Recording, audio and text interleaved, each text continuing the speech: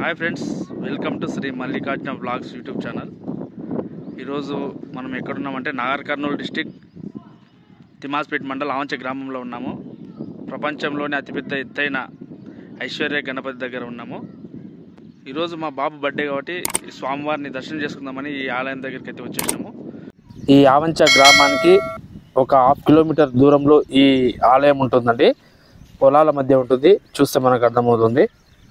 ఇంతకుముందు ఈ ఐశ్వర్య గణపతికి నిల్వ నీడ లేదండి. ఎందుకంటే ఏ న్యూస్లో చూసినా ఎక్కడ చూసినా నిల్వ నీడ లేని గణపతి అని కథనాలు చాలా వచ్చేది. ఓన్లీ మన వినాయక చవితి సందర్భంగా మాత్రమే ఈ ఆలయం గురించి చాలా ఛానల్స్లో న్యూస్ వచ్చేదండి.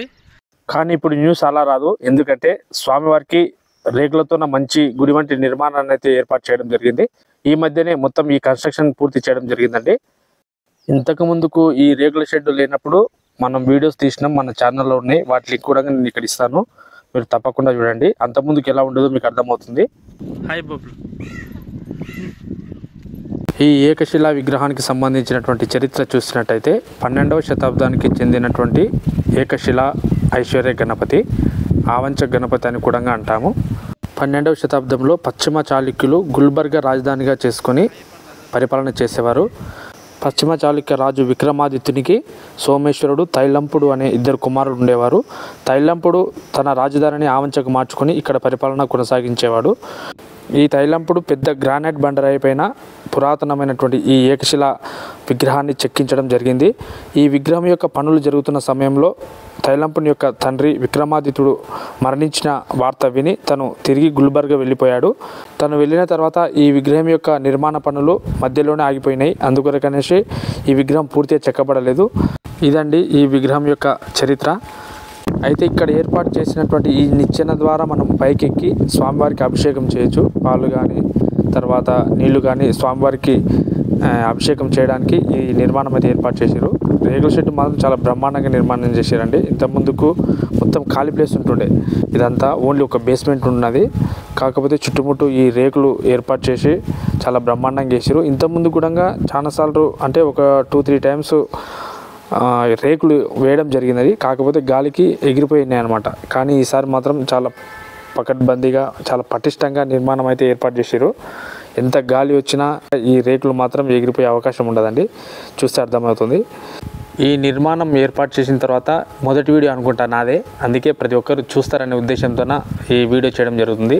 వినాయక చవితి వచ్చిందంటే చాలు అందరు యూట్యూబర్స్ ఈ విగ్రహం దగ్గరకు వచ్చేసి ఈ విగ్రహం ఇలా ఉంది, నిల్వ నీడలేదు, ఇక్కడ ఏర్పాట్లు బాగలేవు అని చాలా కథనాలు మాత్రం ఇవ్వడం జరిగింది.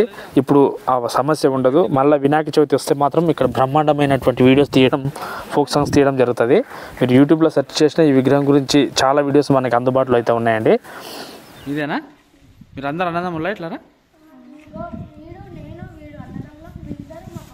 మీ బామ్మడుదులా మేనత్త వాళ్ళ కొడుకురా? మంచిగా మొక్కన్నా. మళ్ళా ప్రతి ఒక్కరు ఈ ఐశ్వర్య గణపతిని దర్శనం చేసుకోవాలి, స్వామివారి ఆశీస్సులు పొందాలండి. మన భారతదేశంలోనే ఇంత పెద్ద గణపతి యొక్క స్టాచ్యూని మీరు ఎక్కడ చూసి ఉండరు. వినాయక చవితి అప్పుడు మాత్రం ఎక్కడెక్కడి నుంచో హైదరాబాద్ నుంచి వెళ్ళి ఇతర రాష్ట్రాలను చూడంగా స్వామివారిని దర్శనం చేసుకోవడానికి అయితే వస్తుంటారండి. ఐశ్వర్య గణపతి లేదా ఆవంచ గణపతి అని యూట్యూబ్లో సెర్చ్ చేస్తే చాలా వీడియోస్ ఉంటాయి. ఇంకా ఈ విగ్రహం గురించి పూర్తి చరిత్ర న్యూస్ ఛానల్స్ వాళ్ళు పెట్టడం జరిగిందండి, చూడండి. ఈ వీడియో ద్వారా స్వామివారు మరింత ప్రాచుర్యంలోకి వస్తారని, భక్తుల యొక్క పూజలు అందుకుంటారని మనస్ఫూర్తిగా కోరుకుంటున్నానండి.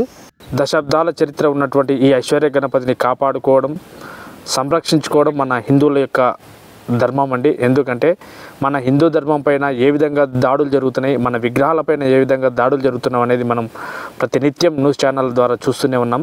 కానీ అలాంటి సంఘటనలు జరగదంటే ఇలాంటి వాటిని మనం ఖచ్చితంగా కాపాడుకోవాలి, సందర్శిస్తుండాలి, ఒక కంట కనిపెడుతూ ఉండాలండి.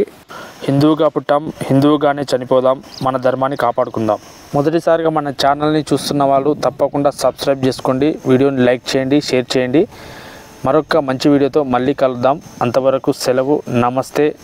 జై శ్రీరామ్, జై హింద్.